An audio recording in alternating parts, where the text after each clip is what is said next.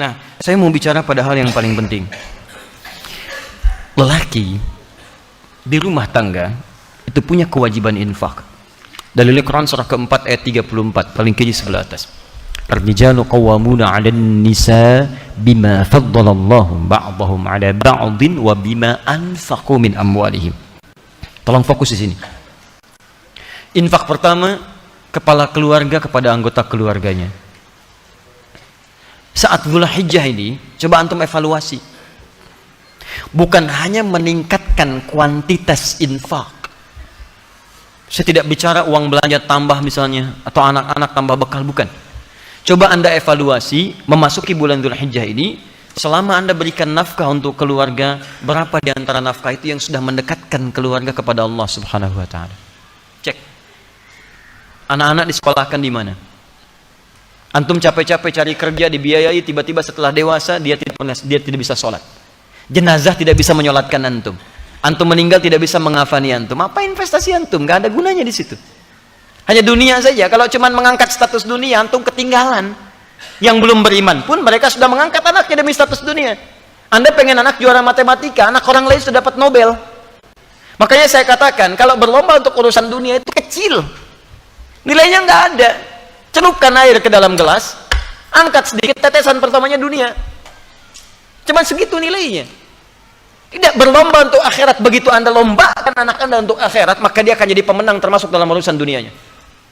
Ya, dunia itu seperti bayangan. Kalau antum kejar-kejar, capek, nggak akan ketangkap. Ayo silahkan kejar bayangan, pulang di sini kejar tuh terus. Ya, capek antum.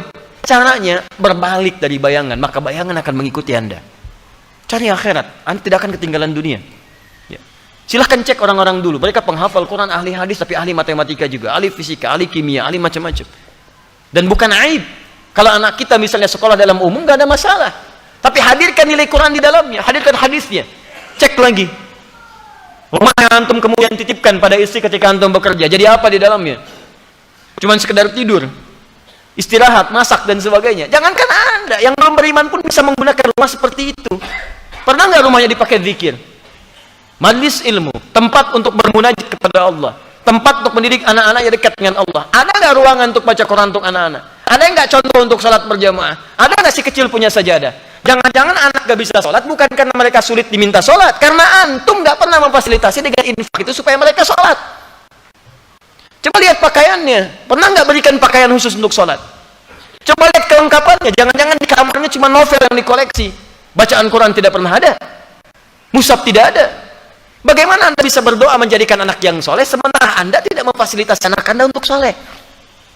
Coba lihat kendaraan antum sebelum masuk ke dalam bulan-bulan ini. Dari sekian hidup antum dititipkan kendaraan, berapa kali antum gunakan untuk ibadah? Dan itu akan ditanya. Tus'aluna yawma idzin 'anil na'im. Antum akan ditanya setiap tetes nikmat yang antum dapati. Itu titipan. Berapa banyak digunakan untuk ibadah? Pulang buka pakaian, lihat koleksi. Buka kemudian lihat kendaraan dan sebagainya. Dibandingkan dengan urusan-urusan dunia, berapa digunakan untuk kepentingan ibadah di hadapan Allah Subhanahu wa Ta'ala. Makanya saya katakan modifikasi isinya dari sejak sekarang. Antum punya kendaraan, mobil misalnya, isikan murotal Quran di dalamnya. Berangkat kemana-mana itu jadi saksi di hadapan Allah. Jadi saksi itu. Antum dengarkan tausiah, dengarkan Quran di situ. Ya pakai motor misalnya, gunakan untuk yang baik-baik dan seterusnya. Itu luar biasa. Dan itu indah. Kalau nggak percaya coba.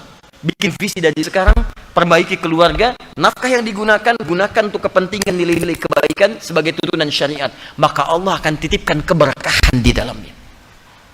Ada seorang ahli Quran, tinggal di pedesaan. Suaminya bekerja sebagai buruh bangunan.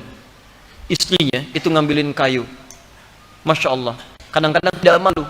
Di ke sawah dan sebagainya. Tapi tahukah antum, istrinya hafizah penghafal Quran. Anak-anaknya penghafal Quran.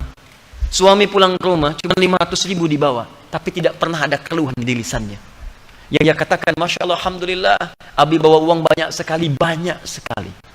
Setiap tamu datang dimuliakan oleh beliau, makanannya, segalanya, macam-macam, ada keberkahan di dalamnya. 500.000 tahan dalam sebulan, disebut banyak, dan ada keberkahan di dalamnya.